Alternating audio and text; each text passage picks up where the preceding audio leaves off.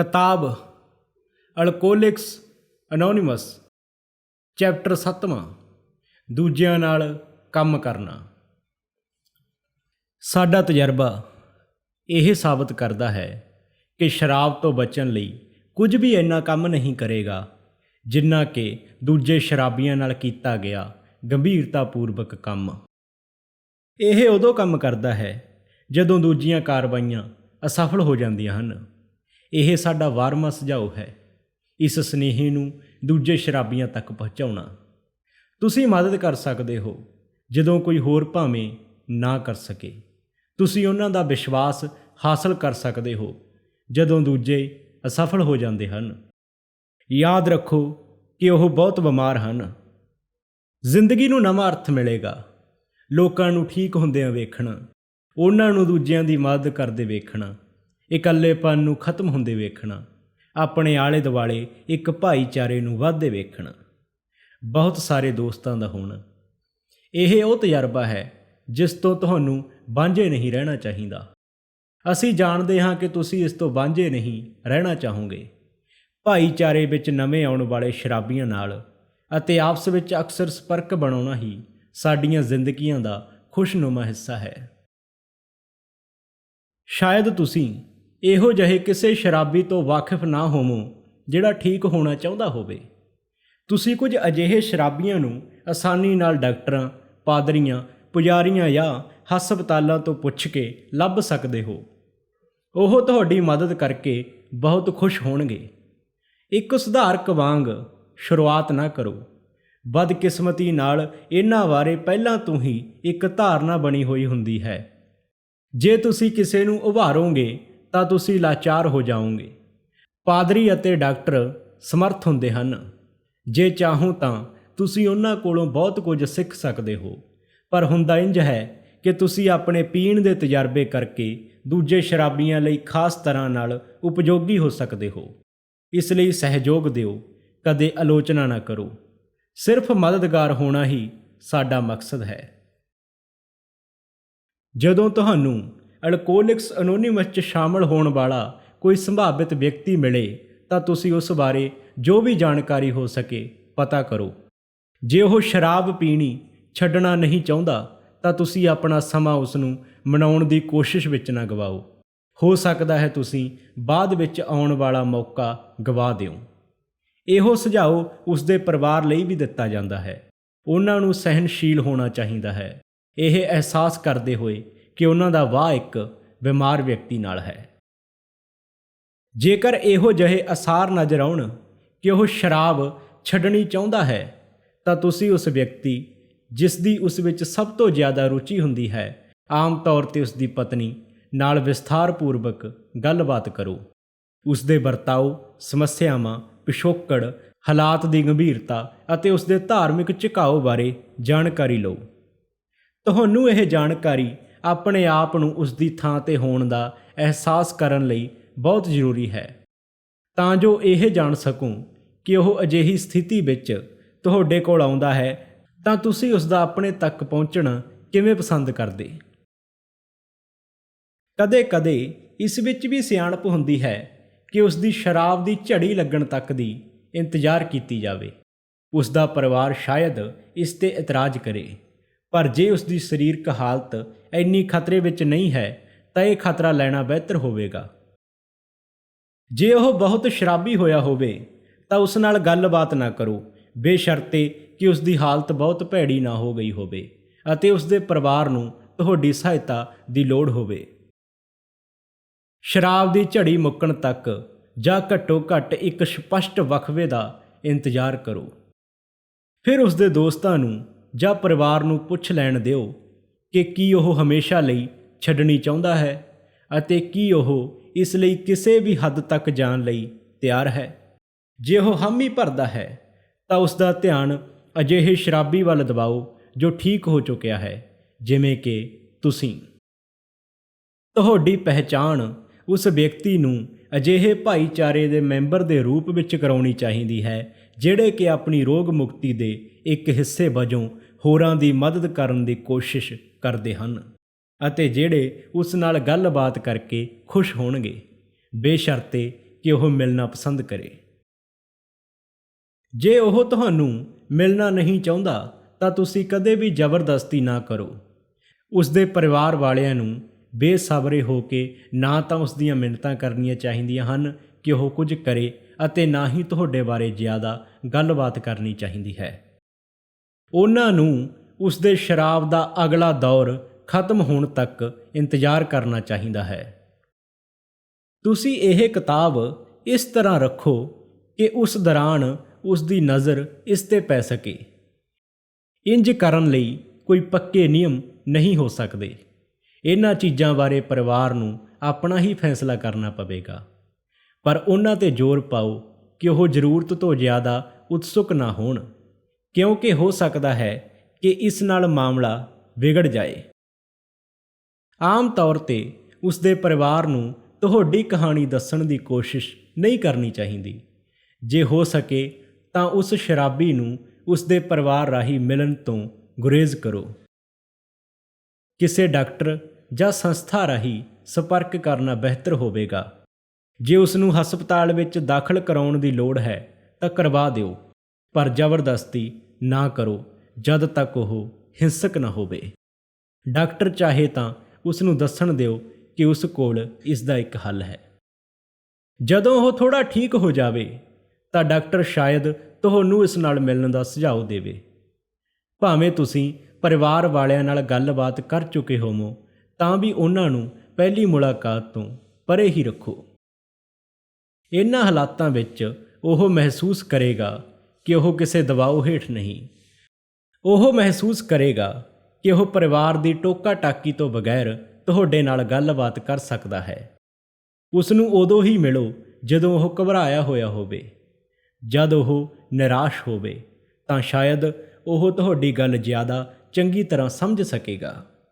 ਜੇ ਸੰਭਵ ਹੋਵੇ ਤਾਂ ਉਸ ਨੂੰ ਇਕੱਲੇ ਮਿਲੋ। ਸ਼ੁਰੂ ਵਿੱਚ ਉਸ ਨੂੰ ਆਮ ਗੱਲਾਂ ਵਿੱਚ ਲਾਓ।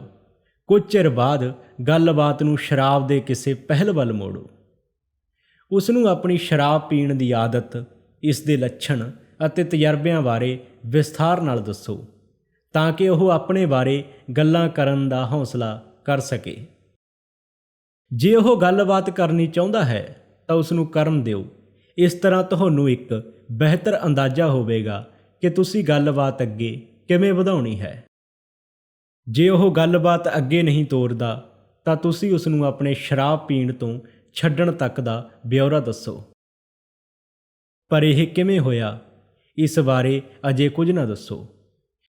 ਜੇਕਰ ਉਹ ਗੰਭੀਰਤਾ ਨਾਲ ਗੱਲਬਾਤ ਕਰ ਰਿਹਾ ਹੈ ਤਾਂ ਤੁਸੀਂ ਸ਼ਰਾਬ ਕਰਕੇ ਆਈਆਂ ਮੁਸ਼ਕਲਾਂ ਬਾਰੇ ਉਸ ਨਾਲ ਗੱਲਬਾਤ ਕਰੋ। ਇਹ ਧਿਆਨ ਰੱਖਦੇ ਹੋਇਆਂ ਕਿ ਤੁਸੀਂ ਨਾ ਤਾਂ ਨੈਤਿਕਤਾ ਸਿਖਾ ਰਹੇ ਹੋ ਅਤੇ ਨਾ ਹੀ ਕੋਈ ਭਾਸ਼ਣ ਕਰ ਰਹੇ ਹੋ। ਜੇ ਉਹ ਹਲਕੇ ਫੁਲਕੇ ਮਿਜ਼ਾਜ ਵਿੱਚ ਹੈ ਤਾਂ ਤੁਸੀਂ ਉਸ ਨੂੰ ਆਪਣੇ ਪੀਣ ਸਮੇਂ ਦੌਰਾਨ ਹੋਏ ਹਸਾਉਣ ਵਾਲੇ ਕਾਰਨਾਮਿਆਂ ਬਾਰੇ ਦੱਸੋ। ਉਸ ਨੂੰ ਵੀ ਆਪਣੇ ਬਾਰੇ ਅਜਿਹਾ ਕੁਝ ਦੱਸਣ ਦਿਓ। ਜਦੋਂ ਉਹ ਵੇਖਦਾ ਹੈ ਕਿ ਤੁਸੀਂ ਸ਼ਰਾਬ ਪੀਣ ਦੇ ਸਾਰੇ ਪਹਿਲੂਆਂ ਤੋਂ ਜਾਣੂ ਹੋ ਤਾਂ ਤੁਸੀਂ ਆਪਣੇ ਆਪ ਨੂੰ ਸ਼ਰਾਬੀ ਦੱਸਣਾ ਸ਼ੁਰੂ ਕਰ ਦਿਓ। ਉਸ ਨੂੰ ਦੱਸੋ ਕਿ ਤੁਸੀਂ ਕਿਵੇਂ ਬਦਲਾਏ ਹੋਏ ਸੀ ਅਤੇ ਆਖਰ ਤੁਸੀਂ ਕਿਵੇਂ ਜਾਣਿਆ ਕਿ ਤੁਸੀਂ ਬਿਮਾਰ ਹੋ। ਉਸ ਨੂੰ ਉਸ ਸੰਘਰਸ਼ ਦਾ ਵੇਰਵਾ ਦਿਓ ਜੋ ਤੁਹਾਨੂੰ ਸ਼ਰਾਬ ਛੱਡਣ ਲਈ ਕਰਨਾ ਪਿਆ। ਉਸ ਨੂੰ ਉਸ ਮਾਨਸਿਕ ਦਸ਼ਾ ਬਾਰੇ ਦੱਸੋ ਜਿਹੜੀ ਸ਼ਰਾਬ ਦੀ ਝੜੀ ਦੇ ਪਹਿਲੇ ਪੈਗ ਵੱਲ ਲੈ ਜਾਂਦੀ ਹੈ।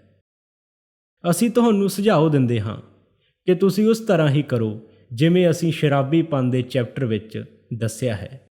ਜੇ ਉਹ ਸ਼ਰਾਬੀ ਹੈ ਤਾਂ ਉਹ ਤੁਹਾਡੀ ਗੱਲ ਇੱਕਦਮ ਸਮਝ ਜਾਵੇਗਾ। ਉਹ ਤੁਹਾਡੀਆਂ ਮਾਨਸਿਕ ਅਸਥਿਰਤਾਵਾਂ ਨੂੰ ਆਪਣੀਆਂ ਨਾਲ ਮਿਲਾਵੇਗਾ।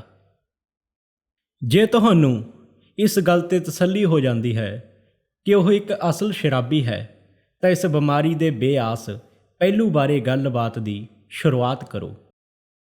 ਉਸ ਨੂੰ ਆਪਣੇ ਤਜਰਬੇ ਦੇ ਆਧਾਰ 'ਤੇ ਦੱਸੋ ਕਿ ਪਹਿਲੇ ਪੈਗ ਪ੍ਰਤੀ ਸਾਡੀ ਅਜੀਬ ਮਾਨਸਿਕ ਹਾਲਤ ਕਿਵੇਂ ਇੱਛਾ ਸ਼ਕਤੀ ਨੂੰ ਠੀਕ ਕੰਮ ਕਰਨ ਤੋਂ ਰੋਕਦੀ ਹੈ।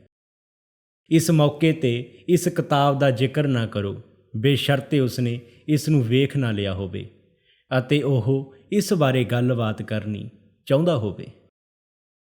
ਅਤੇ ਧਿਆਨ ਰੱਖੋ ਕਿ ਉਸ ਨੂੰ ਸ਼ਰਾਬੀ ਕਰਾਰ ਨਾ ਦਿਓ। ਉਸ ਨੂੰ ਆਪਣੇ ਬਾਰੇ ਆਪ ਫੈਸਲਾ ਕਰਨ ਦਿਓ। ਜੇ ਉਹ ਇਸ ਵਿਚਾਰ 'ਤੇ ਅੜਿਆ ਰਹਿੰਦਾ ਹੈ ਕਿ ਉਹ ਅਜੇ ਵੀ ਆਪਣੀ ਸ਼ਰਾਬ 'ਤੇ ਕਾਬੂ ਰੱਖ ਸਕਦਾ ਹੈ, ਤਾਂ ਉਸ ਨੂੰ ਦੱਸੋ ਕਿ ਸ਼ਾਇਦ ਉਹ ਇੰਜ ਕਰ ਸਕਦਾ ਜੇਕਰ ਉਹ ਸ਼ਰਾਬੀ ਨਹੀਂ।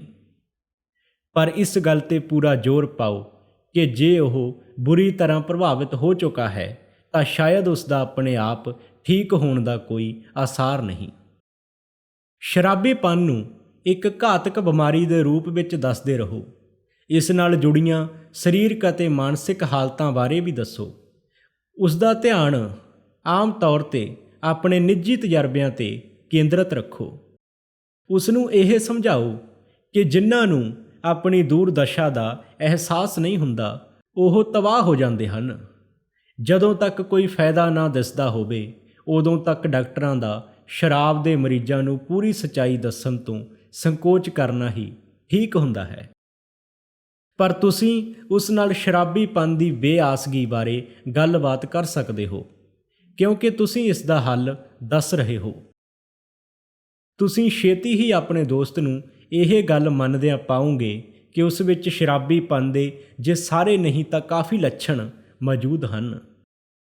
ਜੇ ਉਸ ਦਾ ਡਾਕਟਰ ਹੀ ਉਸ ਨੂੰ ਦੱਸਣ ਲਈ ਤਿਆਰ ਹੈ ਕਿ ਉਹ ਸ਼ਰਾਬੀ ਹੈ ਤਾਂ ਉਹ ਵਧੀਆ ਹੋਵੇਗਾ।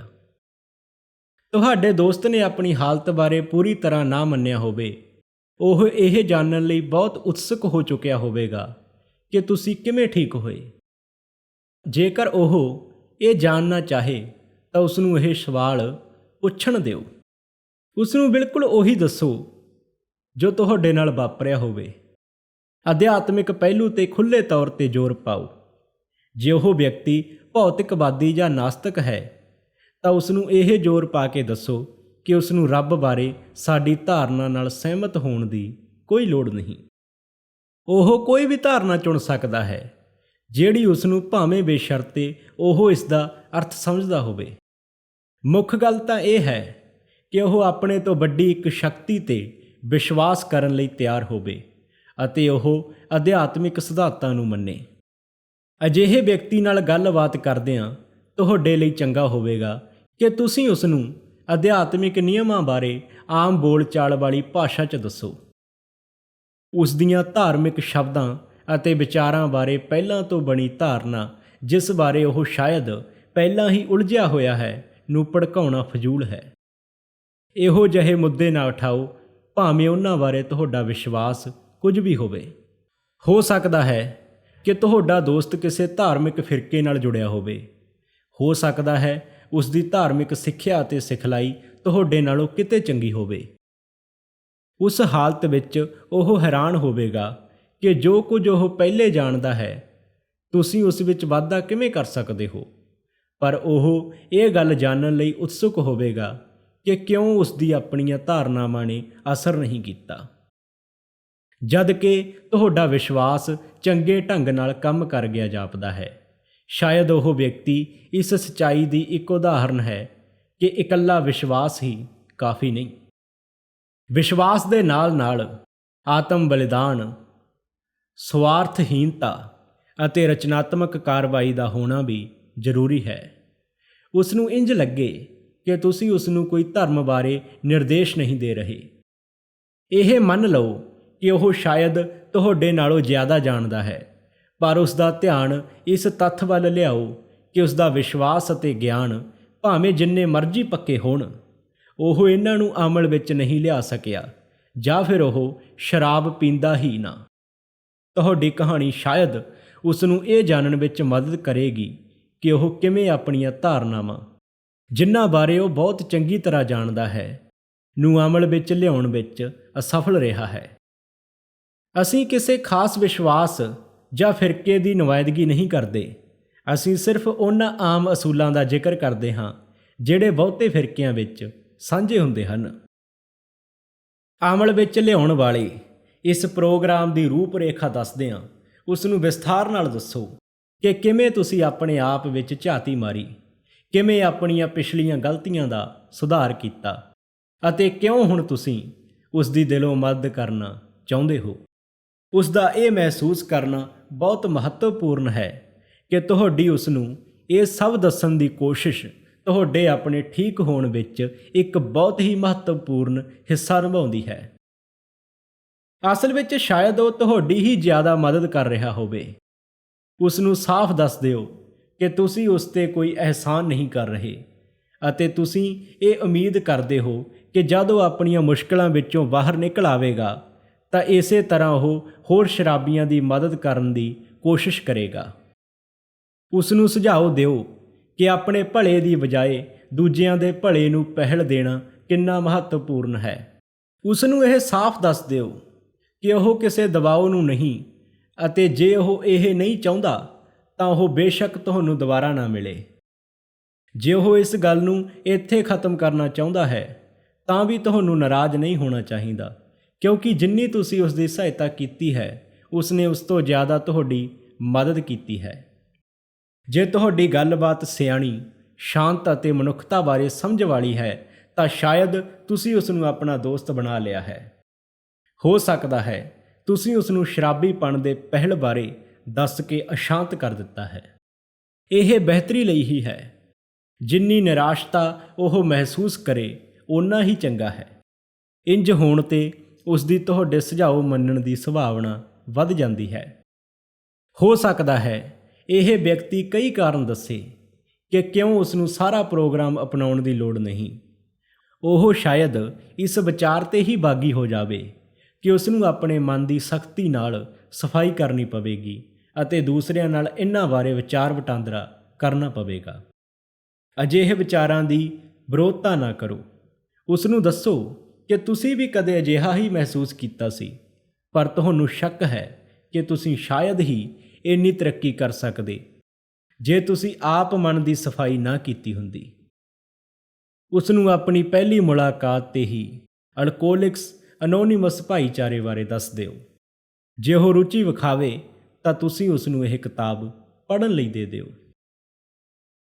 ਜਦੋਂ ਤੱਕ ਤੁਹਾਡਾ ਦੋਸਤ ਆਪਣੇ ਬਾਰੇ ਅੱਗੇ ਗੱਲਬਾਤ ਨਹੀਂ ਕਰਨਾ ਚਾਹੁੰਦਾ, ਉਸ ਨੂੰ ਇਸ ਬਾਰੇ ਬਾਰ-ਬਾਰ ਨਾ ਕਹੋ। ਉਸ ਨੂੰ ਇਸ ਬਾਰੇ ਸੋਚਣ ਦਾ ਮੌਕਾ ਦਿਓ। ਜੇ ਤੁਸੀਂ ਉਸ ਨਾਲ ਵਿਚਾਰ ਵਟਾਂਦਰਾ ਕਰਦੇ ਰਹਿੰਦੇ ਹੋ ਤਾਂ ਗੱਲਬਾਤ ਨੂੰ ਜਿਸ ਪਾਸੇ ਉਹ ਲਿਜਾਣਾ ਚਾਹੇ ਲਿਜਾਣ ਦਿਓ। ਕਈ ਵਾਰੀ ਨਵਾਂ ਵਿਅਕਤੀ ਪ੍ਰੋਗਰਾਮ ਅਪਣਾਉਣ ਲਈ ਉਤਸੁਕ ਹੋ ਜਾਂਦਾ ਹੈ ਅਤੇ ਤੁਸੀਂ ਸ਼ਾਇਦ ਉਸ ਨੂੰ ਇੰਜ ਕਰਨ ਦੇਣ ਵਿੱਚ ਉਤਾਵਲੇ ਹੋਵੋ। ਕਈ ਵਾਰੀ ਇੰਜ ਕਰਨਾ ਇੱਕ ਗਲਤੀ ਹੁੰਦੀ ਹੈ। ਜੇ ਬਾਅਦ ਵਿੱਚ ਉਸ ਨੂੰ ਮੁਸ਼ਕਲ ਆਉਂਦੀ ਹੈ ਤਾਂ ਉਹ ਕਹਿ ਸਕਦਾ ਹੈ ਤੁਸੀਂ ਉਸ ਨੂੰ ਜਲਦਬਾਜ਼ੀ ਕਰਨ ਦਿੱਤੀ ਸੀ। ਤੁਸੀਂ ਸ਼ਰਾਬੀਆਂ ਨਾਲ ਸਭ ਤੋਂ ਜ਼ਿਆਦਾ ਕਾਮਯਾਬ ਹੋਵੋਗੇ ਬੇਸ਼ਰਤੇ ਤੁਹਾਡੀ ਮਸੀਹਾ ਜਾਂ ਸੁਧਾਰਕ ਬਣਨ ਦੀ ਤੀਬਰ ਇੱਛਾ ਨਾ ਹੋਵੇ। ਸ਼ਰਾਬੀ ਨਾਲ ਕਦੇ ਵੀ ਨੈਤਿਕ ਜਾਂ ਅਧਿਆਤਮਿਕ ਉਚਾਈ ਤੋਂ ਗੱਲਾਂ ਨਾ ਕਰੋ। ਉਸ ਨੂੰ ਸਿਰਫ ਅਧਿਆਤਮਿਕ ਸਿਧਾਂਤਾਂ ਬਾਰੇ ਦੱਸ ਦਿਓ ਅਤੇ ਉਸ ਨੂੰ ਇਹਨਾਂ ਨੂੰ ਪਰਖ ਲੈਣ ਦਿਓ। ਉਸ ਨੂੰ ਦੱਸੋ ਕਿ ਇਹਨਾਂ ਸਿਧਾਂਤਾਂ ਨੇ ਤੁਹਾਡੇ 'ਤੇ ਕਿਵੇਂ ਅਸਰ ਕੀਤਾ। ਉਸ ਵੱਲ ਦੋਸਤੀ ਅਤੇ ਭਾਈਚਾਰੇ ਦਾ ਹੱਥ ਵਧਾਓ। ਉਸ ਨੂੰ ਇਹ ਵੀ ਦੱਸ ਦਿਓ ਕਿ ਜੇ ਉਹ ਠੀਕ ਹੋਣਾ ਚਾਹੁੰਦਾ ਹੈ ਤਾਂ ਤੁਸੀਂ ਉਸ ਦੀ ਮਦਦ ਕਰਨ ਲਈ ਕੁਝ ਵੀ ਕਰਨ ਲਈ ਤਿਆਰ ਹੋ। ਜੇ ਉਹ ਤੁਹਾਡੇ ਸੁਝਾਏ ਹੋਏ ਹੱਲ ਵੱਲ ਰੁਚੀ ਨਹੀਂ ਰੱਖਦਾ ਅਤੇ ਉਹ ਤੁਹਾਨੂੰ ਆਪਣੀਆਂ ਆਰਥਿਕ ਮੁਸ਼ਕਲਾਂ ਨੂੰ ਹੱਲ ਕਰਨ ਵਾਲਾ ਖਜ਼ਾਨਚੀ ਜਾਂ ਆਪਣੀਆਂ ਸ਼ਰਾਬ ਦੀਆਂ ਝੜੀਆਂ ਦੇ ਦੌਰਾਨ ਦੇਖ-ਰੇਖ ਵਾਸਤੇ ਇੱਕ ਨਰਸ ਹੋਣ ਦੀ ਉਮੀਦ ਕਰਦਾ ਹੈ ਤਾਂ ਸ਼ਾਇਦ ਤੁਹਾਨੂੰ ਉਸ ਨੂੰ ਉਦੋਂ ਤੱਕ ਛੱਡਣਾ ਪਵੇਗਾ ਜਦ ਤੱਕ ਉਹ ਆਪਣਾ ਮਨ ਬਦਲ ਨਹੀਂ ਲੈਂਦਾ। ਹੋ ਸਕਦਾ ਹੈ ਉਹ ਹੋਰ ਸੱਟਾਂ ਖਾ ਕੇ ਆਪਣਾ ਮਨ ਬਦਲ ਲਏ। ਜੇ ਉਹ ਵਾਕਿਆ ਹੀ ਦਿਲੋਂ ਚਾਹਵਾਨ ਹੈ ਅਤੇ ਤੁਹਾਨੂੰ ਦੁਬਾਰਾ ਮਿਲਣਾ ਚਾਹੁੰਦਾ ਹੈ ਤਾਂ ਉਸ ਨੂੰ ਇਸ ਸਮੇਂ ਦੌਰਾਨ ਇਹ ਕਿਤਾਬ ਪੜ੍ਹਨ ਲਈ ਕਹੋ। ਇਸ ਤੋਂ ਬਾਅਦ ਉਸ ਨੂੰ ਆਪ ਹੀ ਫੈਸਲਾ ਕਰ ਲੈਣ ਦਿਓ ਕਿ ਕੀ ਉਹ ਅੱਗੇ ਵਧਣਾ ਚਾਹੁੰਦਾ ਹੈ। ਉਸ ਨੂੰ ਇਸ ਰਸਤੇ 'ਤੇ ਤੁਹਾਡੇ ਵੱਲੋਂ, ਉਸ ਦੀ ਪਤਨੀ ਜਾਂ ਉਸ ਦੇ ਦੋਸਤਾਂ ਵੱਲੋਂ ਨਹੀਂ ਧੱਕਿਆ ਜਾਣਾ ਚਾਹੀਦਾ। ਜੇ ਉਸ ਨੇ ਰੱਬ ਨੂੰ ਲੱਭਣਾ ਹੈ ਤਾਂ ਉਸ ਦੀ ਇੱਛਾ ਉਸ ਦੇ ਅੰਦਰੋਂ ਹੀ ਆਉਣੀ ਚਾਹੀਦੀ ਹੈ। ਜੇ ਉਹ ਸੋਚਦਾ ਹੈ ਕਿ ਉਹ ਇਸ ਕੰਮ ਨੂੰ ਕਿਸੇ ਹੋਰ ਤਰੀਕੇ ਨਾਲ ਕਰ ਸਕਦਾ ਹੈ ਜਾਂ ਕਿਸੇ ਹੋਰ ਅਧਿਆਤਮਿਕ ਢੰਗ ਰਾਹੀਂ ਕਰਨਾ ਚਾਹੁੰਦਾ ਹੈ ਤਾਂ ਉਸ ਨੂੰ ਆਪਣੀ ਆਤਮਾ ਦੀ ਆਵਾਜ਼ ਸੁਣਨ ਦੀ ਪ੍ਰੇਰਨਾ ਦਿਓ। ਰੱਬ ਤੇ ਸਾਡਾ ਇਕੱਲਿਆਂ ਦਾ ਹੀ ਅਧਿਕਾਰ ਨਹੀਂ। ਸਾਡੇ ਕੋਲ ਸਿਰਫ ਇੱਕ ਰਸਤਾ ਹੈ ਜਿਸ ਨੇ ਸਾਡੇ ਲਈ ਕੰਮ ਕੀਤਾ ਹੈ। ਪਰ ਉਸ ਨੂੰ ਇਹ ਦੱਸ ਦਿਓ ਕਿ ਸਾਡੇ ਸ਼ਰਾਬੀਆਂ ਵਿੱਚ ਕਾਫੀ ਕੁਝ ਸਾਂਝਾ ਹੁੰਦਾ ਹੈ ਅਤੇ ਤੁਸੀਂ ਕਿਸੇ ਹਾਲਤ ਵਿੱਚ ਉਸ ਨਾਲ ਦੋਸਤੀ ਰੱਖਣਾ ਚਾਹੋਗੇ। ਇਸ ਗੱਲਬਾਤ ਨੂੰ ਇੱਥੇ ਹੀ ਸਮਾਪਤ ਕਰ ਦਿਓ। ਜੇ ਉਹ ਵਿਅਕਤੀ ਇੱਕਦਮ ਦਿਲਚਸਪੀ ਨਹੀਂ ਦਿਖਾਉਂਦਾ ਤਾਂ ਤੁਸੀਂ ਹੌਸਲਾ ਨਾ ਛੱਡੋ। ਕਿਸੇ ਹੋਰ ਸ਼ਰਾਬੀ ਨੂੰ ਭਾਲੋ ਅਤੇ ਦੁਬਾਰਾ ਕੋਸ਼ਿਸ਼ ਕਰੋ। ਤੁਹਾਨੂੰ ਅਜਿਹਾ ਕੋਈ ਨਾ ਕੋਈ ਵਿਅਕਤੀ ਮਿਲ ਹੀ ਜਾਵੇਗਾ ਜੋ ਬਹੁਤ ਨਿਰਾਸ਼ ਹੋ ਚੁੱਕਿਆ ਹੋਵੇਗਾ ਅਤੇ ਉਹ ਸਭ ਉਤਸੁਕਤਾ ਨਾਲ ਅਪਣਾਉਣ ਲਈ ਤਿਆਰ ਹੋਵੇਗਾ ਜੋ ਤੁਸੀਂ ਉਸ ਨੂੰ ਦੇਣਾ ਚਾਹੁੰਦੇ ਹੋ। ਅਸੀਂ ਵੇਖਿਆ ਹੈ ਕਿ ਜਿਹੜਾ ਵਿਅਕਤੀ ਤੁਹਾਡੇ ਨਾਲ ਨਹੀਂ ਰਲ ਸਕਦਾ ਉਸ ਦੇ ਪਿੱਛੇ ਪਏ ਰਹਿਣਾ ਸਮੇਂ ਦੀ ਬਰਬਾਦੀ ਹੈ। ਜੇ ਤੁਸੀਂ ਅਜਿਹੇ ਵਿਅਕਤੀ ਨੂੰ ਇਕੱਲਾ ਛੱਡ ਦਿਓ ਤਾਂ ਉਹ ਜਲਦੀ ਹੀ ਮੰਨ ਸਕਦਾ ਹੈ ਕਿ ਉਹ ਇਕੱਲਿਆਂ ਠੀਕ ਨਹੀਂ ਹੋ ਸਕਦਾ। ਕਿਸੇ ਇੱਕ ਅਜਿਹੀ ਸਥਿਤੀ 'ਤੇ ਜ਼ਿਆਦਾ ਸਮਾਂ ਲਾਉਣਾ ਕਿਸੇ ਦੂਸਰੇ ਸ਼ਰਾਬੀ ਨੂੰ ਜਿਉਣ ਅਤੇ ਖੁਸ਼ ਰਹਿਣ ਦੇ ਮੌਕੇ ਤੋਂ ਦੂਰ ਰੱਖਣਾ ਹੈ। ਸਾਡੇ ਭਾਈਚਾਰੇ 'ਚੋਂ ਇੱਕ ਸਾਥੀ ਸ਼ੁਰੂ ਵਿੱਚ ਕਈ ਸ਼ਰਾਬੀਆਂ ਨਾਲ ਅਸਫਲ ਰਿਹਾ। ਉਹ ਅਕਸਰ ਕਹਿੰਦਾ ਹੈ ਜੇ ਉਹ ਉਹਨਾਂ ਨਾਲ ਹੀ ਕੰਮ ਕਰਦਾ ਰਹਿੰਦਾ ਤਾਂ ਉਸਨੇ ਸ਼ਾਇਦ ਕਈ ਦੂਸਰਿਆਂ ਨੂੰ ਜੋ ਹੁਣ ਠੀਕ ਹੋ ਚੁੱਕੇ ਹਨ ਠੀਕ ਹੋਣ ਦੇ ਮੌਕੇ ਤੋਂ ਵਾਂਝਿਆ ਰੱਖਣਾ ਸੀ। ਫਰਜ਼ ਕਰੋ ਹੁਣ ਤੁਸੀਂ ਉਸ ਵਿਅਕਤੀ ਨੂੰ ਦੂਜੀ ਵਾਰੀ ਮਿਲਣ ਜਾ ਰਹੇ ਹੋ। ਉਸਨੇ ਇਹ ਕਿਤਾਬ ਪੜ੍ਹ ਲਈ ਹੈ ਅਤੇ ਕਹਿੰਦਾ ਹੈ ਕਿ ਉਹ ਰੋਗ ਮੁਕਤੀ ਦੇ 12 ਕਦਮ ਦੇ ਪ੍ਰੋਗਰਾਮ ਨੂੰ ਕਰਨ ਲਈ ਪੂਰੀ ਤਰ੍ਹਾਂ ਤਿਆਰ ਹੈ। ਤੁਸੀਂ ਤਜਰਬੇਕਾਰ ਹੋਣ ਕਰਕੇ ਉਸ ਨੂੰ ਅਜਿਹੀ ਸਲਾਹ ਦੇ ਸਕਦੇ ਹੋ ਜਿਸ ਤੇ ਅਮਲ ਕੀਤਾ ਜਾ ਸਕਦਾ ਹੈ। ਉਸ ਨੂੰ ਦੱਸ ਦਿਓ ਕਿ ਜੇ ਉਹ ਫੈਸਲਾ ਲੈਣਾ ਚਾਹੇ ਅਤੇ ਆਪਣੀ ਕਹਾਣੀ ਦੱਸਣਾ ਚਾਹੇ ਤਾਂ ਤੁਸੀਂ ਆਸਾਨੀ ਨਾਲ ਉਸ ਨੂੰ ਉਪਲਬਧ ਹੋਵੋਗੇ। ਪਰ ਜੇ ਉਹ ਕਿਸੇ ਹੋਰ ਦੀ ਸਲਾਹ ਲੈਣਾ ਬਿਹਤਰ ਸਮਝਦਾ ਹੈ ਤਾਂ ਉਸ ਤੇ ਜ਼ੋਰ ਨਾ ਪਾਓ। ਹੋ ਸਕਦਾ ਹੈ ਉਹ ਦਿਵਾਲੀਆ ਅਤੇ ਬੇਘਰ ਹੋਵੇ। ਜੇ ਇੰਜ ਹੈ ਤਾਂ ਤੁਸੀਂ ਉਸ ਦੀ ਨਰੀ ਲਵਾਉਣ ਵਿੱਚ ਅਤੇ ਥੋੜ੍ਹੀ ਜਿਹੀ ਮਾਲੀ ਮਦਦ ਕਰਨ ਦੀ ਕੋਸ਼ਿਸ਼ ਕਰੋ, ਪਰ ਤੁਹਾਨੂੰ ਆਪਣੇ ਪਰਿਵਾਰ ਜਾਂ ਲੈਣਦਾਰਾਂ ਨੂੰ ਉਹਨਾਂ ਦੇ ਹਿੱਸੇ ਤੋਂ ਵਾਂਝਿਆ ਨਹੀਂ ਰੱਖਣਾ ਚਾਹੀਦਾ। ਸ਼ਾਇਦ ਤੁਸੀਂ ਉਸ ਵਿਅਕਤੀ ਨੂੰ ਕੁਝ ਦਿਨਾਂ ਲਈ ਆਪਣੇ ਘਰ ਰੱਖਣਾ ਚਾਹੋ, ਪਰ ਇਹ ਜ਼ਰੂਰੀ ਹੈ ਕਿ ਅਜਿਹੇ ਫੈਸਲੇ ਲੈਣ ਵਿੱਚ ਸਿਆਣਪ ਵਰਤੋ। ਇਹ ਨਿਸ਼ਚਿਤ ਕਰ ਲਓ ਕਿ ਤੁਹਾਡਾ ਪਰਿਵਾਰ ਉਸ ਦਾ ਸਵਾਗਤ ਕਰੇਗਾ ਅਤੇ ਇਹ ਕਿ ਉਹ ਤੁਹਾਡੇ ਪੈਸੇ, ਪ੍ਰਭਾਵ ਜਾਂ ਸਹਾਰੇ 'ਤੇ ਨਿਰਭਰ ਹੋਣ ਦੀ ਕੋਸ਼ਿਸ਼ ਨਹੀਂ ਕਰੇਗਾ। ਜੇ ਤੁਸੀਂ ਉਸ ਨੂੰ ਇੰਜ ਕਰਨ ਦਿੰਦੇ ਹੋ ਤਾਂ ਤੁਸੀਂ ਉਸ ਨੂੰ ਨੁਕਸਾਨ ਹੀ ਪਹੁੰਚਾਓਗੇ। ਤੁਸੀਂ ਉਸ ਦੇ ਬੇਈਮਾਨ ਹੋਣ ਦੀ ਸੰਭਾਵਨਾ ਬਣਾ ਰਹੇ ਹੋ। ਤੁਸੀਂ ਸ਼ਾਇਦ ਉਸ ਦੇ ਠੀਕ ਹੋਣ ਦੀ ਬਜਾਏ ਉਸ ਦੀ ਤਬਾਹੀ ਵਿੱਚ ਮਦਦ ਕਰ ਰਹੇ ਹੋ। ਇਹਨਾਂ ਜ਼ਿੰਮੇਵਾਰੀਆਂ ਤੋਂ ਕਦੇ ਨਾ ਕਤਰਾਓ, ਪਰ ਧਿਆਨ ਰੱਖੋ ਕਿ ਜੇ ਤੁਸੀਂ ਇਹਨਾਂ ਜ਼ਿੰਮੇਵਾਰੀਆਂ ਨੂੰ ਚੁੱਕਦੇ ਹੋ ਤਾਂ ਤੁਸੀਂ ਉਹਨਾਂ ਨੂੰ ਠੀਕ ਤਰ੍ਹਾਂ ਨਿਭਾਉਂਦੇ ਹੋ। ਦੂਜਿਆਂ ਦੀ ਮਦਦ ਕਰਨਾ ਤੁਹਾਡੀ ਆਪਣੀ ਰੋਗ ਮੁਕਤੀ ਦਾ ਨੀਂਹ ਪੱਥਰ ਹੈ। ਕਦੇ ਕਦਾਈ ਕੀਤਾ ਗਿਆ ਭਲੇ ਦਾ ਕੋਈ ਕੰਮ ਹੀ ਕਾਫੀ ਨਹੀਂ।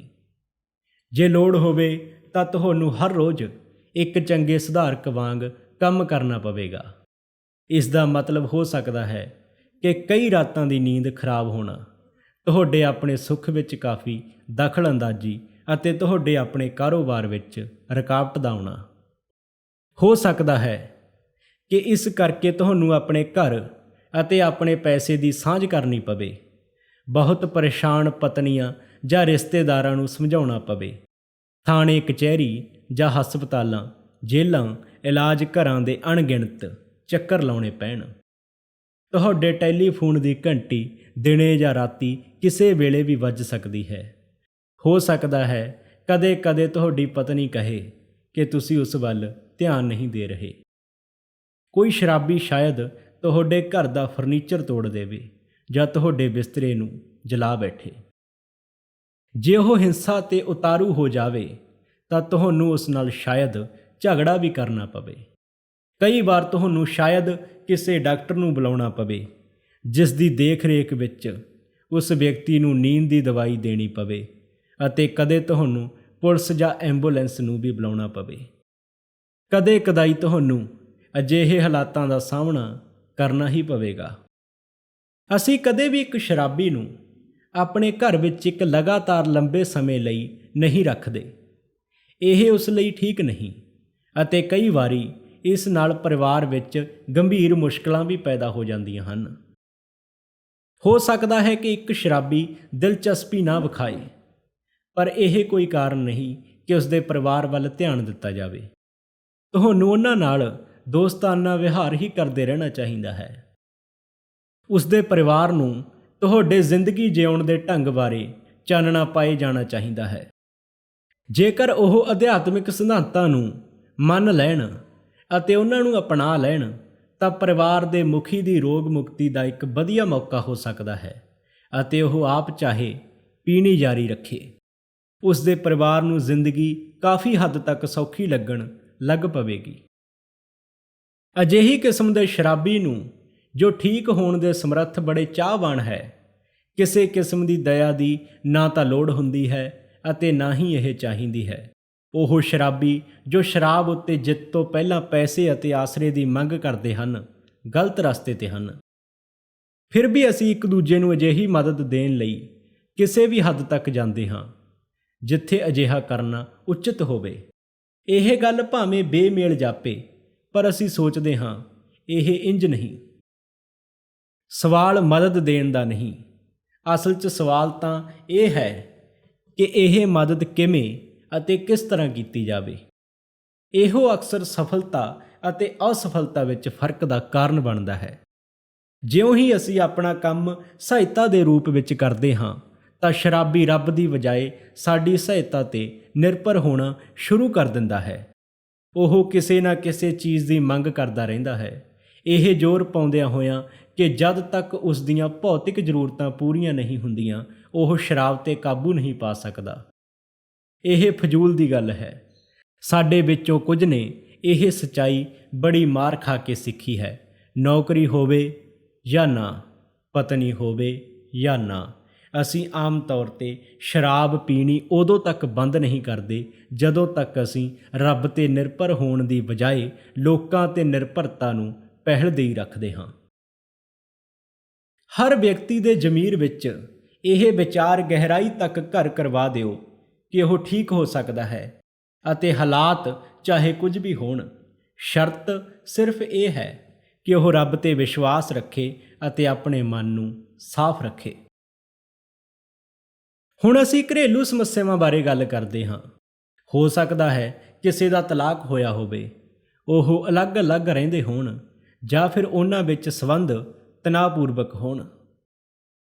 ਜਦੋਂ ਤੁਹਾਡਾ ਦੋਸਤ ਆਪਣੇ ਪਰਿਵਾਰ ਪ੍ਰਤੀ ਆਪਣੇ ਸੰਬੰਧਾਂ ਵਿੱਚ ਉਨਾ ਸੁਧਾਰ ਕਰ ਚੁੱਕਾ ਹੋਵੇ ਜਿੰਨਾ ਉਹ ਕਰ ਸਕਦਾ ਹੈ ਅਤੇ ਆਪਣੇ ਪਰਿਵਾਰ ਨੂੰ ਵਿਸਥਾਰ ਨਾਲ ਉਹਨਾਂ ਨਵੇਂ ਸਿਧਾਂਤਾਂ ਬਾਰੇ ਦੱਸ ਚੁੱਕਾ ਹੋਵੇ ਜਿਨ੍ਹਾਂ 'ਤੇ ਉਹ ਚੱਲ ਰਿਹਾ ਹੈ, ਤਾਂ ਉਸ ਨੂੰ ਚਾਹੀਦਾ ਹੈ ਕਿ ਇਹਨਾਂ ਸਿਧਾਂਤਾਂ ਨੂੰ ਘਰ ਵਿੱਚ ਅਮਲ ਵਿੱਚ ਲਿਆਵੇ। ਇਹ ਵੀ ਤਾਂ ਜੇ ਉਹ ਇੰਨਾ ਖੁਸ਼ ਕਿਸਮਤ ਹੈ ਕਿ ਉਸ ਦਾ ਘਰ ਵੀ ਹੋਵੇ। ਭਾਵੇਂ ਉਸ ਦੇ ਪਰਿਵਾਰ ਦੀਆਂ ਵੀ ਕਈ ਗਲਤੀਆਂ ਹੋਣਗੀਆਂ, ਉਸ ਨੂੰ ਉਹਨਾਂ ਬਾਰੇ ਫਿਕਰਮੰਦ ਨਹੀਂ ਹੋਣਾ ਚਾਹੀਦਾ। ਉਸ ਨੂੰ ਆਪਣੀ ਅਧਿਆਤਮਿਕਤਾ ਵੱਲ ਹੀ ਧਿਆਨ ਕਰਦੇ ਰਹਿਣਾ ਚਾਹੀਦਾ ਹੈ। ਬਹਿਸ ਅਤੇ ਦੂਜਿਆਂ ਦੀਆਂ ਗਲਤੀਆਂ ਕੱਢਣ ਤੋਂ ਇੰਜ ਬਚਣਾ ਚਾਹੀਦਾ ਹੈ ਜਿਵੇਂ ਕਿ ਪਲੇਗ ਦੀ ਬਿਮਾਰੀ ਤੋਂ। ਬਹੁਤ ਸਾਰੇ ਘਰਾਂ ਵਿੱਚ ਇੰਜ ਕਰਨਾ ਬਹੁਤ ਔਖਾ ਹੈ, ਪਰ ਜੇ ਕਿਸੇ ਨਤੀਜੇ ਦੀ ਆਸ ਰੱਖਦੇ ਹਾਂ ਤਾਂ ਇੰਜ ਕਰਨਾ ਜ਼ਰੂਰੀ ਹੈ। ਜੇ ਕੁਝ ਮਹੀਨੇ ਇੰਜ ਕਰਦੇ ਰਹੀਏ ਤਾਂ ਉਸ ਵਿਅਕਤੀ ਦੇ ਪਰਿਵਾਰ 'ਤੇ ਇਸ ਦਾ ਪ੍ਰਭਾਵ ਬਹੁਤ ਹੀ ਵਧੀਆ ਪਵੇਗਾ। ਬਹੁਤ ਅਲੱਗ-ਅਲੱਗ ਵਿਚਾਰਧਾਰਾਵਾਂ ਵਾਲੇ ਲੋਕ ਵੀ ਸਮਝ ਜਾਂਦੇ ਹਨ ਕਿ ਉਹਨਾਂ ਕੋਲ ਵੀ ਇੱਕ ਅਜਿਹਾ ਆਧਾਰ ਹੈ ਜਿੱਥੇ ਉਹ ਸਹਿਮਤ ਹੋ ਸਕਦੇ ਹਨ। ਪਰਿਵਾਰ ਸ਼ਾਇਦ ਹੌਲੀ-ਹੌਲੀ ਆਪਣੀਆਂ ਗਲਤੀਆਂ ਵੱਲ ਵੇਖੇ ਅਤੇ ਉਹਨਾਂ ਨੂੰ ਮੰਨ ਲਵੇ। ਇਹਨਾਂ ਗਲਤੀਆਂ ਬਾਰੇ ਇੱਕ ਦੂਜੇ ਦੀ ਮਦਦ ਅਤੇ ਦੋਸਤੀ ਦੀ ਭਾਵਨਾ ਦੇ ਵਾਤਾਵਰਣ ਵਿੱਚ ਵਿਚਾਰ ਵਟਾਂਦਰਾ ਕੀਤਾ ਜਾ ਸਕਦਾ ਹੈ।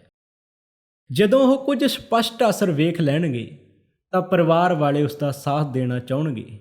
ਜੇ ਸ਼ਰਾਬੀ ਆਪਣੇ ਆਪ ਨੂੰ ਸੂਫੀ ਰੱਖਦਿਆਂ ਦੂਜਿਆਂ ਪ੍ਰਤੀ ਵਿਚਾਰਸ਼ੀਲ ਅਤੇ ਮਦਦਗਾਰ ਹੋਣਾ ਜਾਰੀ ਰੱਖਦਾ ਹੈ, ਭਾਵੇਂ ਕੋਈ ਕੁਝ ਵੀ ਕਹਿੰਦਾ ਰਹੇ, ਤਾਂ ਇਹ ਸਭ ਸਹੀ ਸਮਾਂ ਆਉਣ 'ਤੇ ਕੁਦਰਤੀ ਤੌਰ 'ਤੇ ਠੀਕ ਹੋ ਜਾਵੇਗਾ। ਪਰ ਅਸੀਂ ਅਕਸਰ ਇਸ ਮਿਆਰ ਤੋਂ ਕਾਫੀ ਥੱਲੇ ਰਹਿ ਜਾਂਦੇ ਹਾਂ। ਸਾਨੂੰ ਨੁਕਸਾਨ ਦੀ ਪੂਰਤੀ ਨਾਲ-ਨਾਲ ਹੀ ਕਰਨੀ ਪਵੇਗੀ। ਕਿਤੇ ਇਹ ਨਾ ਹੋਵੇ ਕਿ ਸਾਨੂੰ ਮੁੜ ਸ਼ਰਾਬ ਦੀ ਝੜੀ ਦਾ ਜੁਰਮਾਨਾ ਭੁਗਤਣਾ ਪਵੇ। ਜੇ ਪਤੀ ਪਤਨੀ ਵਿੱਚ ਤਲਾਕ ਹੋਵੇ ਜਾਂ ਉਹ ਅਲੱਗ ਰਹਿੰਦੇ ਹੋਣ ਤਾਂ ਉਹਨਾਂ ਨੂੰ ਇਕੱਠਿਆਂ ਹੋਣ ਦੀ ਬਹੁਤੀ ਕਾਹਲੀ ਨਹੀਂ ਕਰਨੀ ਚਾਹੀਦੀ।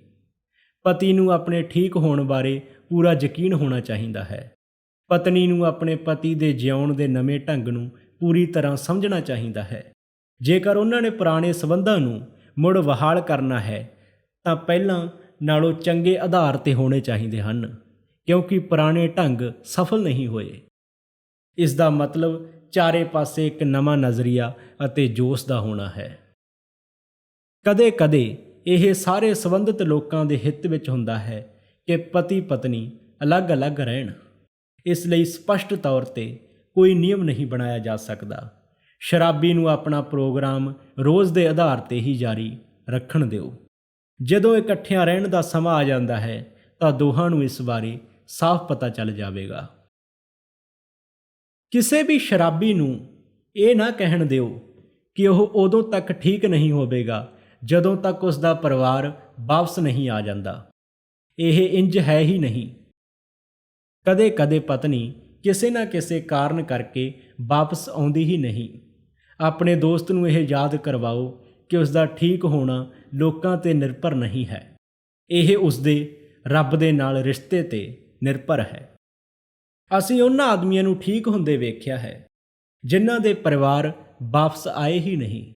ਦੂਜੇ ਪਾਸੇ ਅਸੀਂ ਇਹੋ ਜਿਹੇ ਵਿਅਕਤੀ ਵੀ ਵੇਖੇ ਹਨ ਜਿਹੜੇ ਪਰਿਵਾਰ ਦੇ ਛੇਤੀ ਵਾਪਸ ਆਉਣ 'ਤੇ ਵੀ ਮੁੜ ਪੀਣ ਲੱਗ ਪਏ। ਤੁਹਾਨੂੰ ਅਤੇ ਨਵੇਂ ਵਿਅਕਤੀ ਨੂੰ ਅਧਿਆਤਮਿਕ ਰਸਤੇ 'ਤੇ ਤਰੱਕੀ ਵੱਲ ਦਿਨ ਪ੍ਰਤੀ ਦਿਨ ਵੱਧਦੇ ਰਹਿਣਾ ਚਾਹੀਦਾ ਹੈ। ਜੇ ਤੁਸੀਂ ਇਸ ਰਸਤੇ 'ਤੇ ਚੱਲਦੇ ਰਹਿੰਦੇ ਹੋ ਤਾਂ ਬਹੁਤ ਸ਼ਾਨਦਾਰ ਗੱਲਾਂ ਵਾਪਰਨਗੀਆਂ। ਜਦ ਅਸੀਂ ਪਿੱਛੇ ਵੇਖਦੇ ਹਾਂ ਤਾਂ ਮਹਿਸੂਸ ਕਰਦੇ ਹਾਂ ਕਿ ਆਪਣੇ ਆਪ ਨੂੰ ਰੱਬ ਦੇ ਹਵਾਲੇ ਕਰਨ 'ਤੇ ਸਾਨੂੰ ਉਹ ਕੁਝ ਮਿਲਿਆ ਜੋ ਸਾਡੀ ਆਪਣੀ ਯੋਜਨਾ ਕਰਕੇ ਮਿਲਣ ਨਾਲੋਂ ਕਿਤੇ ਬਿਹਤਰ ਸੀ। ਆਪਣੇ ਤੋਂ ਵੱਡੀ ਇੱਕ ਸ਼ਕਤੀ ਦਾ ਹੁਕਮ ਮੰਨੋ, ਫਿਰ ਚਾਹੇ ਤੁਹਾਡੇ ਮੌਜੂਦਾ ਹਾਲਾਤ ਭਾਵੇਂ ਜਿਹੋ ਜਿਹੇ ਮਰਜ਼ੀ ਹੋਣ, ਤੁਸੀਂ ਆਪਣੇ ਆਪ ਨੂੰ ਇੱਕ ਨਵੀਂ ਅਤੇ ਬਹੁਤ ਵਧੀਆ ਦੁਨੀਆ ਵਿੱਚ ਪਾਓਗੇ। ਨਵੇਂ ਵਿਅਕਤੀ ਅਤੇ ਉਸ ਦੇ ਪਰਿਵਾਰ ਨਾਲ ਕੰਮ ਕਰਦਿਆਂ ਇਹ ਖਿਆਲ ਰੱਖੋ ਕਿ ਤੁਸੀਂ ਉਹਨਾਂ ਦੇ ਝਗੜਿਆਂ ਵਿੱਚ ਹਿੱਸਾ ਨਹੀਂ ਲੈਣਾ। ਜੇ ਤੁਸੀਂ ਇਸ ਤਰ੍ਹਾਂ ਕਰੋਗੇ ਤਾਂ ਸ਼ਾਇਦ ਤੁਸੀਂ ਆਪਣੇ ਮਦਦਗਾਰ ਹੋਣ ਦਾ ਮੌਕਾ ਖਰਾਬ ਕਰ ਬੈਠੋਗੇ। ਪਰ ਉਸ ਦੇ ਪਰਿਵਾਰ ਨੂੰ ਇਹ ਸਮਝਾਓ ਕਿ ਉਹ ਇੱਕ ਬਹੁਤ ਹੀ ਬਿਮਾਰ ਵਿਅਕਤੀ ਹੈ ਅਤੇ ਉਸ ਨਾਲ ਢੁਕਵਾਂ ਵਰਤਾਓ ਹੋਣਾ ਚਾਹੀਦਾ ਹੈ। ਉਹਨਾਂ ਨੂੰ ਰੋਸ ਜਾਂ ਈਰਖਾ ਦੀ ਭਾਵਨਾ ਜਗਾਉਣ ਪ੍ਰਤੀ ਸਾਵਧਾਨ ਕਰ ਦੇਣਾ ਚਾਹੀਦਾ ਹੈ। ਤੁਹਾਨੂੰ ਇਹ ਵੀ ਦੱਸ ਦੇਣਾ ਚਾਹੀਦਾ ਹੈ ਕਿ ਉਸ ਦੇ ਪਰਿਵਾਰ ਦੇ ਦੋਸ਼ ਰਾਤੋਂ ਰਾਤ ਹੀ ਗਾਇਬ ਨਹੀਂ ਹੋ ਜਾਣਗੇ। ਉਹਨਾਂ ਨੂੰ ਸਮਝਾਓ ਕਿ ਉਹ ਵਿਕਾਸ ਦੇ ਰਾਹ 'ਤੇ ਚੱਲ ਪਿਆ ਹੈ। ਉਹਨਾਂ ਨੂੰ ਦੱਸੋ ਕਿ ਉਹ ਜਦ ਵੀ ਉਤਾਵਲੇ ਹੋਣ ਤਾਂ ਉਹਨਾਂ ਨੂੰ ਉਸ ਦੀ ਚੰਗੀ ਕਿਸਮਤ ਸਦਕਾ ਪ੍ਰਾਪਤ ਹੋਈ ਸੂਫੀਪਨ ਦੀ ਸੱਚਾਈ ਬਾਰੇ ਯਾਦ ਕਰਨਾ ਚਾਹੀਦਾ ਹੈ। ਜੇ ਤੁਸੀਂ ਆਪਣੀਆਂ ਘਰੇਲੂ ਮੁਸ਼ਕਲਾਂ ਨੂੰ ਹੱਲ ਕਰਨ ਵਿੱਚ ਸਫਲ ਹੋ ਚੁੱਕੇ ਹੋ ਤਾਂ ਤੁਸੀਂ ਨਵੇਂ ਵਿਅਕਤੀ ਦੇ ਪਰਿਵਾਰ ਨੂੰ ਵੀ ਦੱਸੋ ਕਿ ਇਹ ਕਿਵੇਂ ਹੋਇਆ। ਇਸ ਤਰ੍ਹਾਂ ਤੁਸੀਂ ਉਹਨਾਂ ਨੂੰ ਉਹਨਾਂ ਦੀ ਆਲੋਚਨਾ ਕੀਤੇ ਬਗੈਰ ਠੀਕ ਰਾਹ 'ਤੇ ਪਾ ਸਕਦੇ ਹੋ। ਤੁਸੀਂ ਅਤੇ ਤੁਹਾਡੀ ਪਤਨੀ ਨੇ ਆਪਣੇ ਮਤਭੇਦ ਕਿਵੇਂ ਹੱਲ ਕੀਤੇ, ਇਸ ਕਹਾਣੀ ਦੀ ਕਿਸੇ ਵੀ ਹੱਦ ਤੱਕ ਆਲੋਚਨਾ ਹੋ ਸਕਦੀ ਹੈ। ਇਹ ਮੰਨਦਿਆਂ ਹੋਇਆਂ ਕਿ ਅਸੀਂ ਅਧਿਆਤਮਿਕ ਤੌਰ 'ਤੇ ਠੀਕ ਹਾਂ, ਅਸੀਂ ਉਹ ਸਭ ਕੁਝ ਕਰ ਸਕਦੇ ਹਾਂ ਜਿਸ ਨੂੰ ਕਰਨ ਤੋਂ ਸ਼ਰਾਬੀਆਂ ਨੂੰ ਮਨਾਹੀ ਕੀਤੀ ਜਾਂਦੀ ਹੈ। ਲੋਕ ਕਹਿੰਦੇ ਹਨ ਕਿ ਸਾਨੂੰ ਉਸ ਥਾਂ ਨਹੀਂ ਜਾਣਾ ਚਾਹੀਦਾ ਜਿੱਥੇ ਸ਼ਰਾਬ ਵਰਤਾਈ ਜਾਂਦੀ ਹੈ। ਸਾਨੂੰ ਆਪਣੇ ਘਰ ਸ਼ਰਾਬ ਨਹੀਂ ਰੱਖਣੀ ਚਾਹੀਦੀ। ਸਾਨੂੰ ਪੀਣ ਵਾਲੇ ਦੋਸਤਾਂ ਕੋਲੋਂ ਦੂਰ ਰਹਿਣਾ ਚਾਹੀਦਾ ਹੈ। ਸਾਨੂੰ ਉਹ ਫਿਲਮਾਂ ਵੀ ਨਹੀਂ ਦੇਖਣੀਆਂ ਚਾਹੀਦੀਆਂ ਜਿਸ ਵਿੱਚ ਸ਼ਰਾਬ ਦੇ ਦ੍ਰਿਸ਼ ਵਿਖਾਏ ਗਏ ਹੋਣ। ਸਾਨੂੰ ਅਹਾਤਿਆਂ ਵਿੱਚ ਨਹੀਂ ਜਾਣਾ ਚਾਹੀਦਾ। ਸਾਡੇ ਦੋਸਤਾਂ ਨੂੰ ਚਾਹੀਦਾ ਹੈ ਕਿ ਉਹ ਉਹਨਾਂ ਦੇ ਘਰ ਜਾਣ 'ਤੇ ਆਪਣੀਆਂ ਸ਼ਰਾਬ ਦੀਆਂ ਬੋਤਲਾਂ ਲੁਕੋ ਦੇਣ। ਸਾਨੂੰ ਕਿਸੇ ਵੀ ਹਾਲਤ ਵਿੱਚ ਨਾ ਤਾਂ ਸ਼ਰਾਬ ਬਾਰੇ ਸੋਚਣਾ ਚਾਹੀਦਾ ਹੈ ਅਤੇ ਨਾ ਹੀ ਸਾਨੂੰ ਇਸ ਬਾਰੇ ਯਾਦ ਕਰਵਾਇਆ ਜਾਣਾ ਚਾਹੀਦਾ ਹੈ। ਪਰ ਸਾਡਾ ਤਜਰਬਾ ਦੱਸਦਾ ਹੈ ਕਿ ਇਹ ਜ਼ਰੂਰੀ ਨਹੀਂ ਕਿ ਇਹ ਇੰਜ ਹੀ ਹੋਵੇ। ਸਾਨੂੰ ਰੋਜ਼ ਇਹੋ ਜਿਹੇ ਹਾਲਾਤਾਂ ਦਾ ਸਾਹਮਣਾ ਕਰਨਾ ਪੈਂਦਾ ਹੈ। ਜੇ ਇੱਕ ਸ਼ਰਾਬੀ ਇਹਨਾਂ ਹਾਲਾਤਾਂ ਦਾ ਸਾਹਮਣਾ ਨਹੀਂ ਕਰ ਸਕਦਾ ਤਾਂ ਇਸ ਦਾ ਮਤਲਬ ਹੈ ਕਿ ਉਸ ਦਾ ਮਨ ਅਜੇ ਵੀ ਸ਼ਰਾਬੀਪਣ ਤੋਂ ਪ੍ਰਭਾਵਿਤ ਹੈ। ਉਸ ਦੀ ਅਧਿਆਤਮਿਕ ਹਾਲਤ ਵਿੱਚ ਅਜੇ ਵੀ ਕੁਝ ਗੜਬੜ ਹੈ। ਉਸ ਕੋਲ ਸੂਫੀ ਰਹਿਣ ਦਾ ਇੱਕੋ ਹੀ ਮੌਕਾ ਹੈ ਕਿ ਉਹ ਕਿਸੇ ਬਰਫੀਲੇ ਪਹਾੜ 'ਤੇ ਚਲਾ ਜਾਵੇ, ਪਰ ਜੇ ਉੱਥੇ ਵੀ ਕੋਈ ਸ਼ਰਾਬ ਦੀ ਬੋਤਲ ਲੈ ਆਇਆ ਤਾਂ ਸਭ ਕੁਝ ਬਰਬਾਦ ਹੋ ਜਾਵੇਗਾ। ਇਹ ਕਿਸੇ ਪਤਨੀ ਨੂੰ ਪੁੱਛ ਕੇ ਵੇਖੋ ਜਿਸ ਨੇ ਆਪਣੇ ਪਤੀ ਨੂੰ ਇਹ ਸੋਚ ਕੇ ਕਿਤੇ ਦੂਰ ਭੇਜ ਦਿੱਤਾ ਹੋਵੇ ਕਿ ਉਹ ਇੰਜ ਸ਼ਰਾਬ ਦੀ ਮੁਸੀਬਤ ਤੋਂ ਬਚ ਜਾਵੇਗਾ।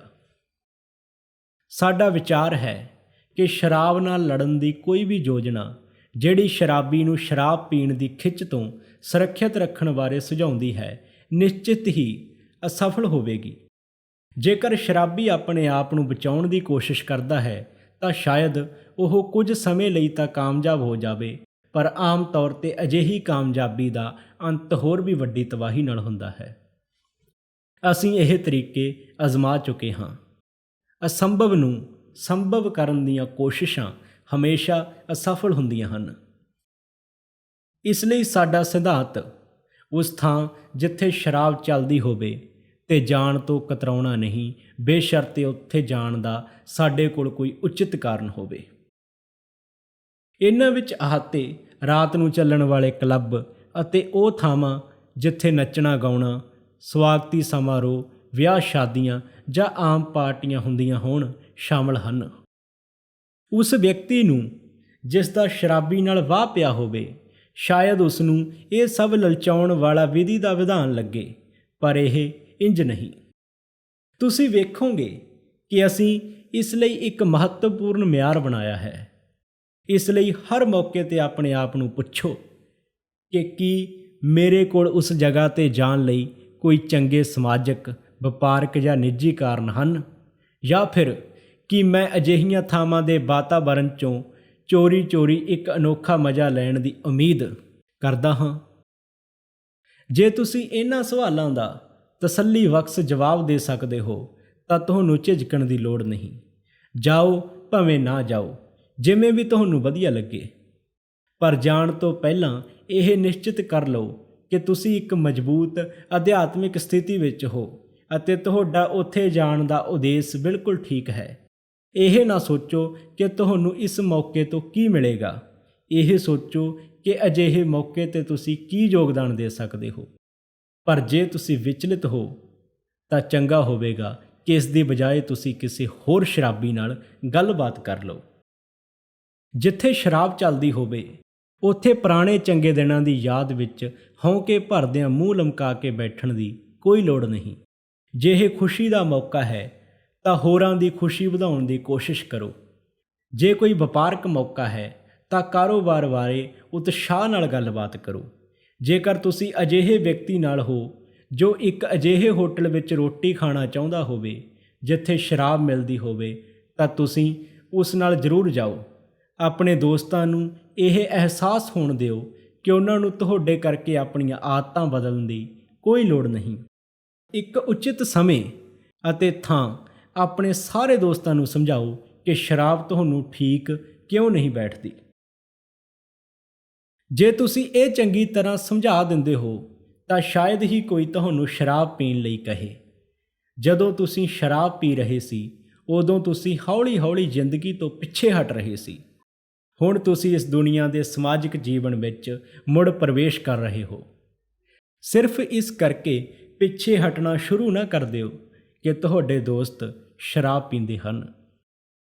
ਹੁਣ ਤੁਹਾਡਾ ਮੰਤਵ ਅਜਿਹੀ ਜਗ੍ਹਾ 'ਤੇ ਹੋਣਾ ਹੈ ਜਿੱਥੇ ਦੂਜਿਆਂ ਦੀ ਵੱਧ ਤੋਂ ਵੱਧ ਮਦਦ ਕਰ ਸਕੋ ਅਤੇ ਜਿੱਥੇ ਤੁਸੀਂ ਮਦਦਗਾਰ ਸਾਬਤ ਹੋ ਸਕਦੇ ਹੋ, ਉੱਥੇ ਜਾਣ ਤੋਂ ਪਰਹੇਜ਼ ਨਾ ਕਰੋ। ਇਸ ਮੰਤਵ ਲਈ ਤੁਹਾਨੂੰ ਇਸ ਦੁਨੀਆ ਦੀ ਭੈੜੀ ਤੋਂ ਭੈੜੀ ਥਾਂ 'ਤੇ ਵੀ ਜਾਣ ਤੋਂ ਝਿਜਕਣਾ ਨਹੀਂ ਚਾਹੀਦਾ। ਤੁਸੀਂ ਆਪਣੇ ਆਪ ਨੂੰ ਇਹਨਾਂ ਉਦੇਸ਼ਾਂ 'ਤੇ ਕਾਇਮ ਰੱਖੋ। ਰੱਬ ਤੁਹਾਡਾ ਕੋਈ ਨੁਕਸਾਨ ਨਹੀਂ ਹੋਣ ਦੇਵੇਗਾ। ਸਾਡੇ ਵਿੱਚੋਂ ਕਈ ਆਪਣੇ ਘਰਾਂ ਵਿੱਚ ਸ਼ਰਾਬ ਰੱਖਦੇ ਹਨ। ਸਾਨੂੰ ਇਸ ਦੀ ਅਕਸਰ ਨਵੇਂ ਆਏ ਸ਼ਰਾਬੀਆਂ ਦੀ ਪਹਿਲਾਂ ਪੀਤੀ ਸ਼ਰਾਬ ਦੀ ਤੋੜ ਨੂੰ ਲਾਉਣ ਲਈ ਲੋੜ ਪੈਂਦੀ ਹੈ। ਸਾਡੇ ਵਿੱਚੋਂ ਕੁਝ ਹਲੇ ਵੀ ਆਪਣੇ ਦੋਸਤਾਂ ਨੂੰ ਸ਼ਰਾਬ ਵਰਤਾਉਂਦੇ ਹਨ, ਬੇਸ਼ਰਤੇ ਉਹ ਸ਼ਰਾਬੀ ਨਾ ਹੋਣ। ਪਰ ਸਾਡੇ ਵਿੱਚੋਂ ਕੁਝ ਇਹ ਵੀ ਸੋਚਦੇ ਹਨ ਕਿ ਸਾਨੂੰ ਕਿਸੇ ਨੂੰ ਵੀ ਸ਼ਰਾਬ ਨਹੀਂ ਵਰਤਾਉਣੀ ਚਾਹੀਦੀ। ਅਸੀਂ ਇਸ ਸਵਾਲ 'ਤੇ ਕਦੇ ਬਹਿਸ ਨਹੀਂ ਕਰਦੇ। ਅਸੀਂ ਮਹਿਸੂਸ ਕਰਦੇ ਹਾਂ ਕਿ ਹਰ ਪਰਿਵਾਰ ਨੂੰ ਆਪਣੇ ਨਿੱਜੀ ਹਾਲਾਤਾਂ ਮੁਤਾਬਕ ਇਸ ਬਾਰੇ ਆਪ ਹੀ ਫੈਸਲਾ ਕਰਨਾ ਚਾਹੀਦਾ ਹੈ। ਅਸੀਂ ਧਿਆਨ ਰੱਖਦੇ ਹਾਂ ਕਿ ਅਸੀਂ ਸਮੁੱਚੇ ਤੌਰ 'ਤੇ ਸ਼ਰਾਬ ਪੀਣ ਸੰਬੰਧੀ ਕਦੇ ਵੀ ਅਸਹਿਣਸ਼ੀਲਤਾ ਜਾਂ ਨਫ਼ਰਤ ਨਾ ਵਿਖਾਈਏ। ਤਜਰਬਾ ਦੱਸਦਾ ਹੈ ਕਿ ਅਜਿਹੀ ਅਸਹਿਣਸ਼ੀਲਤਾ ਜਾਂ ਨਫ਼ਰਤ ਦੀ ਧਾਰਨਾ ਕਿਸੇ ਲਈ ਵੀ ਮਦਦਗਾਰ ਸਾਬਤ ਨਹੀਂ ਹੁੰਦੀ। ਹਰ ਨਵਾਂ ਸ਼ਰਾਬੀ ਸਾਡੇ ਵਿੱਚ ਸਹਿਣਸ਼ੀਲਤਾ ਦੀ ਭਾਵਨਾ ਭਾਲਦਾ ਹੈ ਅਤੇ ਜਦ ਉਹ ਸਾਡੇ ਵਿੱਚ ਅਜਿਹੀ ਹੀ ਭਾਵਨਾ ਪਾਉਂਦਾ ਹੈ ਤਾਂ ਉਸ ਨੂੰ ਬਹੁਤ ਰਾਹਤ ਮਿਲਦੀ ਹੈ। ਅਸਹਿਣਸ਼ੀਲਤਾ ਦੀ ਮੂਰਖਤਾ ਭਰੀ ਧਾਰਨਾ ਜਿਹੜੀ ਕਈ ਸ਼ਰਾਬੀਆਂ ਨੂੰ ਸਾਡੇ ਤੋਂ ਪਰੇ ਰੱਖਦੀ ਹੈ, ਜੋ ਨਾ ਹੁੰਦੀ ਤਾਂ ਉਹਨਾਂ ਦੀਆਂ ਜ਼ਿੰਦਗੀਆਂ ਬਚਾਈਆਂ ਜਾ ਸਕਦੀਆਂ ਸਨ। ਇੰਜ ਕਰਨ ਨਾਲ ਅਸੀਂ ਆਮ ਢੰਗ ਨਾਲ ਸ਼ਰਾਬ ਪੀਣ ਵਾਲਿਆਂ ਦਾ ਵੀ ਕੋਈ ਫਾਇਦਾ ਨਹੀਂ ਕਰਾਂਗੇ, ਕਿਉਂਕਿ ਹਜ਼ਾਰਾਂ 'ਚੋਂ ਇੱਕ ਸ਼ਰਾਬੀ ਵੀ ਸ਼ਰਾਬ ਪੀਣ ਬਾਰੇ ਅਜਿਹੇ ਵਿਅਕਤੀ ਪਾਸੋਂ ਕੁਝ ਵੀ ਸੁਣਨਾ ਪਸੰਦ ਨਹੀਂ ਕਰੇਗਾ ਜਿਹੜਾ ਖੁਦ ਸ਼ਰਾਬ ਤੋਂ ਨਫ਼ਰਤ ਕਰਦਾ ਹੋਵੇ। ਅਸੀਂ ਉਮੀਦ ਕਰਦੇ ਹਾਂ ਇੱਕ ਦਿਨ ਅਲਕੋਹਲਿਕਸ ਅਨੋਨਿਮਸ ਦਾ ਭਾਈਚਾਰਾ ਲੋਕਾਂ ਨੂੰ ਸ਼ਰਾਬ ਦੀ ਸਮੱਸਿਆ ਦੀ ਗੰਭੀਰਤਾ ਬਾਰੇ ਅਹਿਸਾਸ ਕਰਵਾਉਣ ਵਿੱਚ ਮਦਦ ਕਰੇਗਾ। ਪਰ ਜੇਕਰ ਸਾਡਾ ਵਿਵਹਾਰ ਭੈੜਾ ਜਾਂ ਵਿਰੋਧਤਾ ਵਾਲਾ ਹੈ ਤਾਂ ਅਸੀਂ ਲਾਭਕਾਰੀ ਨਹੀਂ ਹੋ ਸਕਾਂਗੇ। ਸ਼ਰਾਬ ਪੀਣ ਵਾਲੇ ਅਜਿਹੇ ਵਿਵਹਾਰ ਨੂੰ ਸਹਿਣ ਨਹੀਂ ਕਰਨਗੇ। ਆਖਿਰਕਾਰ ਸਾਡੀਆਂ ਸਮੱਸਿਆਵਾਂ ਸਾਡੀਆਂ ਆਪਣੀਆਂ ਹੀ ਬਣਾਈਆਂ ਹੋਈਆਂ ਹਨ। ਸ਼ਰਾਬ ਦੀਆਂ ਬੋਤਲਾਂ ਤਾਂ ਸਿਰਫ ਸੰਕੇਤ ਹੀ ਸਨ। ਇਸ ਤੋਂ ਇਲਾਵਾ ਅਸੀਂ ਕਿਸੇ ਵੀ ਵਿਅਕਤੀ ਜਾਂ ਕਿਸੇ ਵੀ ਚੀਜ਼ ਨਾਲ ਲੜਨਾ ਬੰਦ ਕਰ ਦਿੱਤਾ ਹੈ। ਸਾਨੂੰ ਇਹ ਕਰਨਾ ਹੀ ਪੈਣਾ ਹੈ।